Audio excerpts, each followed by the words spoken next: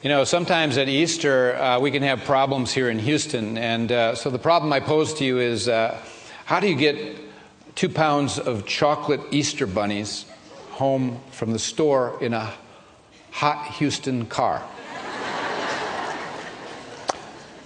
Well, I'm told that the solution is you eat it in the parking lot.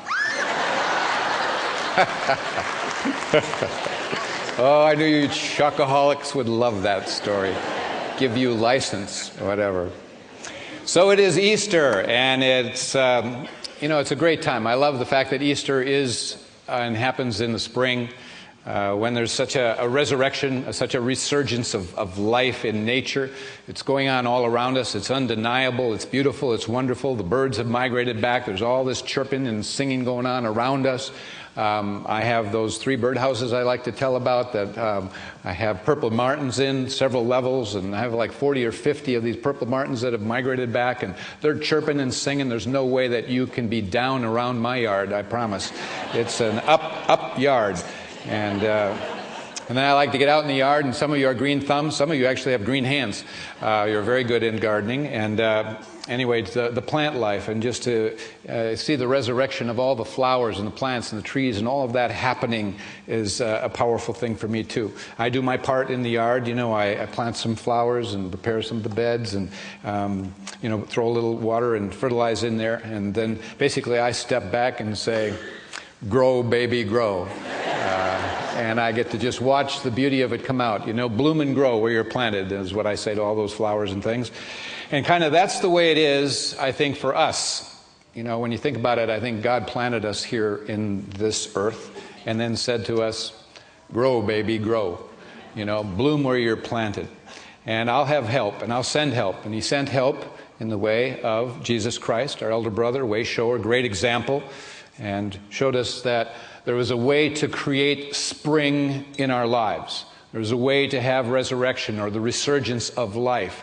It's all around us, but He showed us the principles in the way as well, and how it is that we can make our way out of the winters of our life and on into the spring. You know, Martin Luther is quoted as saying, "Our Lord has written the promise of resurrection not in books alone, but in every leaf of springtime." I love that. It's been written, resurrection, into every leaf of springtime. Everything that's bursting out, everything is alive. All around us, things are pushing out toward the light. And we are to be about that as well. That's what really resurrection is. It's been over 2,000 years, and yet the whole Christian world is moved each year at this time to celebrate this event, which is of huge magnitude. You know, we call it resurrection, and it's basically that which is about moving beyond the circumstances, what may have appeared to be very, very dire, bitter defeat, and the whole story and drama taking a twist and being turned into victory and overcoming. It's a powerful story. It starts out, of course, with the drama. It's pretty dim, didn't look good. Jesus was spat on, He was taunted, He was degraded, given a crown of thorns, taken to the hill of Golgotha, nailed on the cross, and He was put there to die.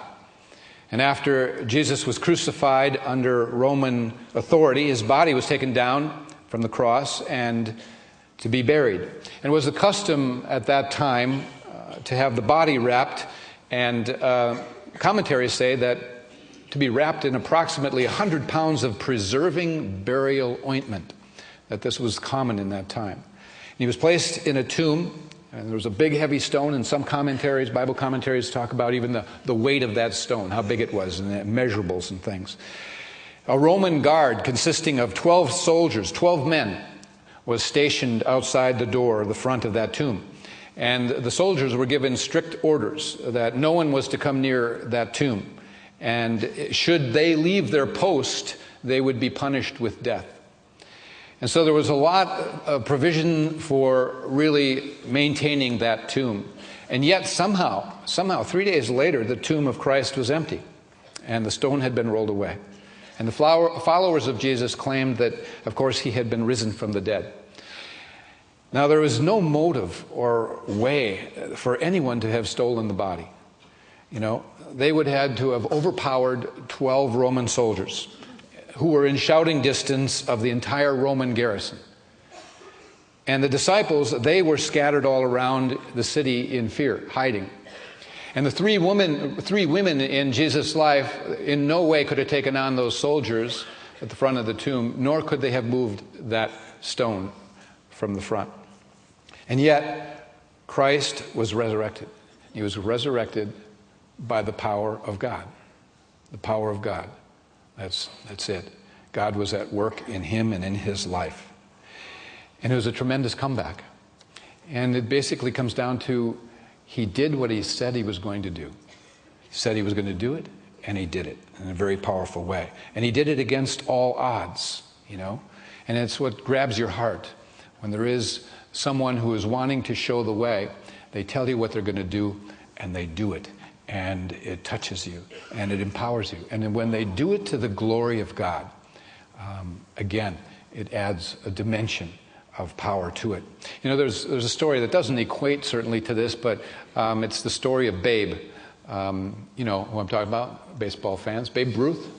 And there's that story that is kind of a legend where he went to the hospital, he visited a young boy, and the young boy, I can't remember what his disability or illness was there in the hospital, but he told the boy that he, at his next game, was going to hit a home run for him.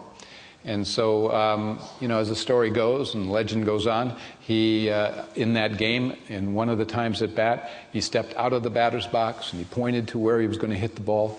He stepped back into the batter's box and hit the ball, a home run, where he said it was going to go. He did what he said he was going to do. He told that boy that he was going to deliver, and he did what he said he was going to do. And I believe there was something that was working within Babe Ruth that day that allowed him to open his heart, move with compassion, and deliver. And that he drew upon that. It is possible for all of us to draw on something higher that elevates our game in this life that we've been given. When we come from the right place, we are given the assistance and the help to elevate our game. Now, Jesus had tried to tell the disciples what was going to happen to him, that he was going to suffer and die, and on the third day he would be raised from the dead.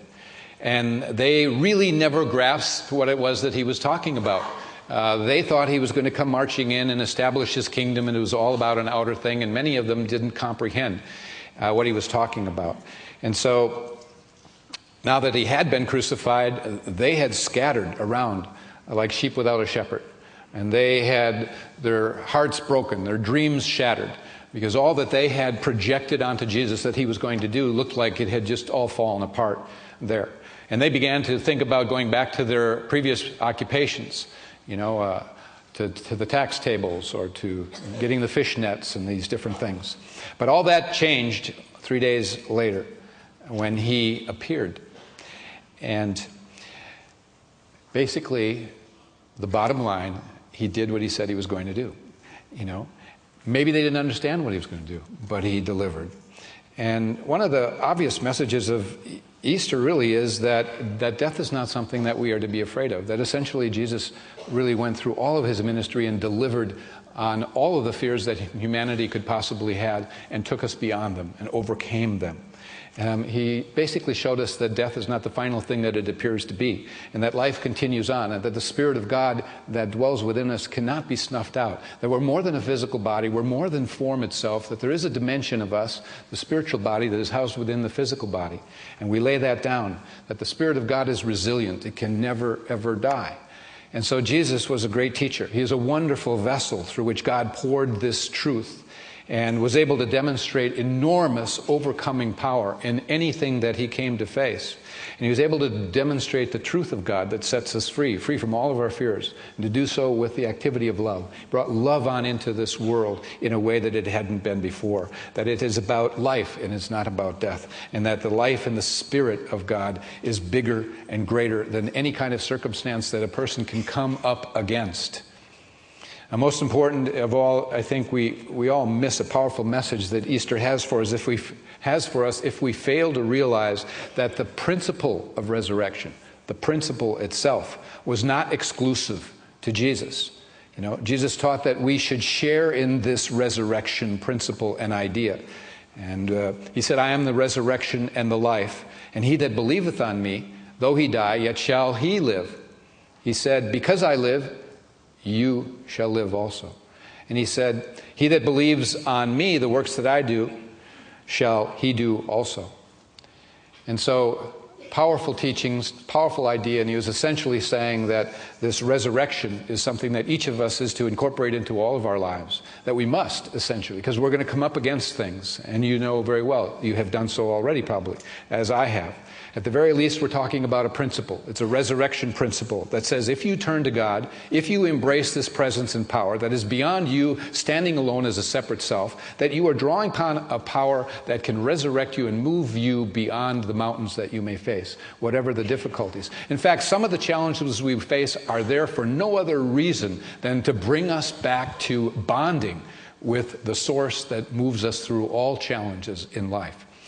You can rise up out of any kind of difficulty. It can be a financial challenge, it can be a health challenge, it can be a relationship challenge, it can be a substance abuse challenge, it can be anything, physical, mental, emotional, anything is there because God is able to take us through anything and everything and be victorious. And so Easter is really about a message of making the comeback sometimes, you know. We have to make a comeback in our lives. Maybe we've fallen low. Maybe we've kind of really felt empty, alone, defeated in some way. We can transform our lives through this power and the activity of the Spirit. That the message of Easter is much like the caterpillar becoming the butterfly, as we said earlier, emerging from this dark cocoon and becoming triumphant as a winged creature, a beautiful butterfly. That's who we are. We all go through dark times. Maybe you're not going through a dark time now. Maybe you can think back to when you have. But will the dark win, or will you move toward the light and turn to it? We can always make a comeback to a fuller life, a richer life, a more expansive life, to greater happiness. We can come to where we make more of a contribution to this world. We've been planted in this world to bloom where we grow, to make a difference, to offer something to those who come around and smell our fragrance and see the shine of the rose or the flower that we are in this world. It's what we're called to be. It's been said that Easter is not a passport to another world. It is a quality of perception for this one. It's very important that you get that. It's a very powerful quote. It is that Easter is not a passport to another world. It is a quality of perception for this one. There's a quality of perception that we want to be birthing, to want to have rise up within us that will help us see ourselves forward. There's a true story that has always been meaningful to me that I like to share. It begins with a Dr. Frank Mayfield, who some years back was touring Tewksbury Institute. And on his way out of this institute, he accidentally bumped into the elderly floor maid. And it was an awkward moment, had a little conversation, said, you know, how long have you worked here? And she said, well, I've worked here almost since the place, you know, opened. And he asked, well, can you tell me a little bit about the history of this institute? And she said, I can't tell you a lot, but I can show you something you'd probably like to see. She took him down into the basement, into the oldest part or section of this building, and she pointed to one of what looked like a small prison cell that was already rusting up, the iron bars around it. And she said, that's the cage where they used to keep Annie. And Mr. Mayfield asked, who's Annie? And she answered, well, Annie was this young girl they brought here because she was incorrigible, which means nobody could do anything to help her. She would bite and scream and throw her food at people. And the doctors and nurses couldn't do anything to help her because she was always spitting and scratching them. And so I was only, she said, a few years younger than myself. And I used to think how horrible it would be to be locked up in that cage. And I wanted to help her, but I didn't know what I could do if the nurses and the doctors couldn't do anything even to get near her. And so what I did do one time is I went home and I baked some brownies. And next day I brought them, and I very carefully approached the cage and said, Annie, I baked these brownies just for you. I'll put them right here on the floor, and you can get them if you want. And she left quickly because she was afraid that Annie might grab them and throw them at her. But she didn't. She actually ate them. And she said, after that, she was nicer to me, this lady said. And sometimes I'd talk to her. And I even got her laughing one time. And there was a nurse that happened to notice that she was sort of opening up to me. And so she asked me if I would be willing to help. And so after a while, they asked me if I would go into the cage first. And so... And so I did. And so I would explain to her gently, and I would calm her down, and I would hold her hand. And that's how they got close enough, the doctors and nurses, to discover that Annie was almost blind. And after they'd been working with her then and me, getting them close for about a year, the Perkins Institute for the Blind opened its doors around then. And they were able to help her eyesight. And from there, she just continued to unfold and went on to study and to become a teacher. And after she returned back to our institute one day and wanted to be of some help and said to the director, is there something I can do? And the director said, I've just received a letter from a man that he has written about his daughter. And that his daughter is totally unruly, almost like an animal. He told how this daughter was blind and deaf and was deranged, as if deranged. And he said he was at wit's end, and he didn't want to have to put her in an asylum. And so he had written the Institute to ask if there was someone, a teacher, that would come to his house and work with his daughter. Isn't it amazing? That's how Annie Sullivan became the lifelong companion of Helen Keller. Annie Sullivan had gone through much the same kind of an experience that Helen Keller had gone through. She knew what it was like. She knew the darkness of that whole experience. And she was able to come and help Helen. How is it that they were put together in this world, those two people? It's only God that can do that. It's only God that can help two people on a comeback that has come from such a pathetic, dark, dreary place. It's the hand of God, really. Now, when Helen Keller received the Nobel Prize, she was asked who it was that had the greatest impact on her life. And she said, Annie Sullivan. But Annie Sullivan was there, and she said, no, Helen, the woman who had the greatest influence on both of our lives was that floor maid at the Tewksbury Institute. It started there. Powerful comeback story. A resurrection story. Resurrection happens in our lives. Any one of us could be one of those three main characters, really. We could be the floor maid that just started out not knowing what to do, but out of compassion just brought brownies, and where that led is amazing. We could be Annie Sullivan, who was the recipient of those brownies and who went on with her life and then wanted to come and give back to somebody who maybe was in a dark place like she had been. Very powerful, and help resurrect their life. We could be Helen Keller, who, finding ourselves in a dark place also, by the grace of God, draws somebody to us that is there to help us. And we become an inspiration to the world. Helen Keller, if you read about her life and read about the things that she said and her relationship that developed with God in that dark, quiet place of being deaf and blind, it's very powerful. And so, in every case, the floor maid, Annie Sullivan, Helen Keller, all three bloomed where they were planted. Doesn't matter what the condition or the circumstances were, they bloomed, and they played a role in demonstrating a sense of resurrection, the resurrection principle.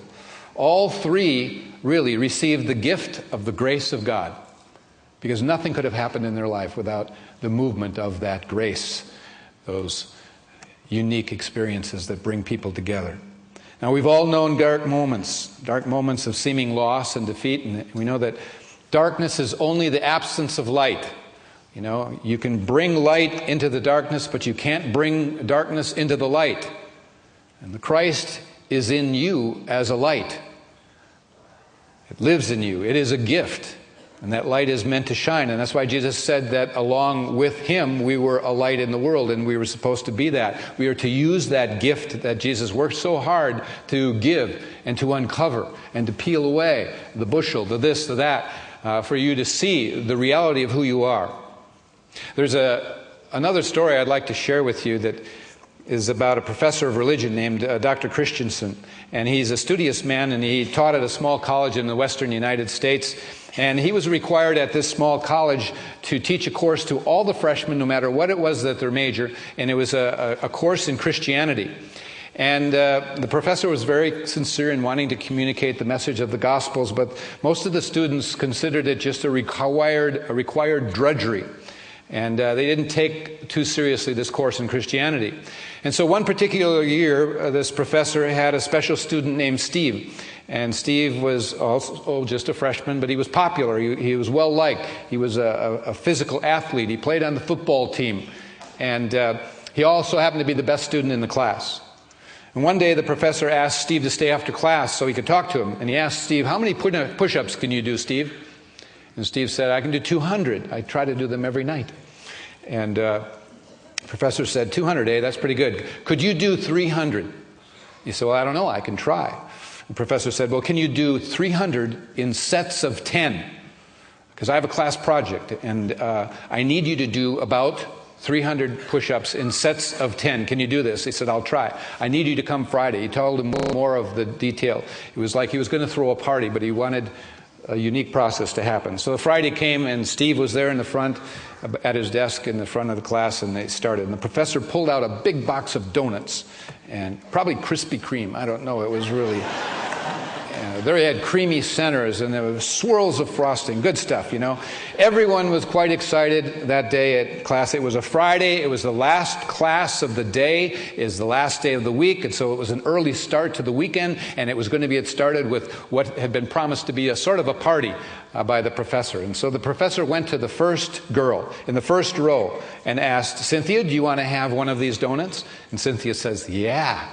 And so he then turned to Steve, and he asked, "Steve, would you do 10 push-ups so that Cynthia can have a donut?" So he gets down, does 10 push-ups, gets back in his chair. Professor gives a donut to Cynthia. Then he goes to Joe and asks, "Joe, do you want a donut?" Joe says, "Yeah." And Professor asks, "Steve, would you get down and do 10 push-ups so Joe can have a donut?" And so Joe got a donut.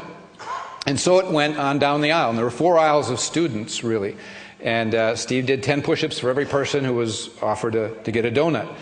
And waiting down in the second aisle, walking down the aisle, actually, the professor came to a guy named Scott. He was on the basketball team, and he was a popular guy with the girls and stuff. And Scott, he says, "Do you want a donut?" The professor asks. And he says, "Well, can I do my own push-ups?" And the professor says, No, Steve has to do them." And Scott said, "Well, I don't want one then." And the professor shrugged, and he turned to Steve, and he said, "Steve, would you do 10 push-ups so Scott can have a donut that he doesn't want?" He starts to do the push-ups, and Scott says, "Hey, I said I didn't want one." The professor says, "Look, this is my classroom. This is my class. These are my desks. These are my donuts. Just leave it on the desk if you don't want it." And he put a donut on Scott's desk. Well, by now, Steve was beginning to slow down, as athletic as he was. He was turning red, he was panting a bit, he had perspiration on his brow. The professor started down the third row, and the students were getting a little angry now at what was happening here. And the professor asked Jenny, "Jenny, do you want to have a donut?" And she sternly said, "No." The professor says, "Steve, would you please do 10 more push-ups so Jenny can have a donut that she doesn't want?" Did 10. By now, there was an uneasiness really in the whole classroom. And students were saying no again and again to the donuts, and there were a lot of uneaten donuts on the desks. And so Steve was now in a pool of sweat on the floor beneath. And by now there were some other students that wandered in, and they had heard there was a party. And the professor worried, "Oh no, there's 4 more, that's 40 more push-ups, can Steve do this?" Anyway, he kept going on to the next person, Steve struggling the whole time. And then a transfer student, actually didn't know much, he had just been there, and he came to the door of the class, and the students saw him, and they all said, "No, don't come in, please leave." He didn't want Steve to go through anymore. Steve looks up and he says, "No, let him come in." Finally, the professor finished the fourth row and started on the visitors that had come in. Steve's arms are shaking and trembling. He's sweating profusely. He's breathing heavily. He is grunting. He's in a bit of agony. At this point, there's not a dry eye in the room. The professor turned to the last person, Susan, and said, "Susan, do you want a donut?" And Susan, tears running down her face, she begins to cry, and she says, "Professor, why can't I help him?" And now the professor, with tears in his eyes himself, said, "No, Steve has to do it alone."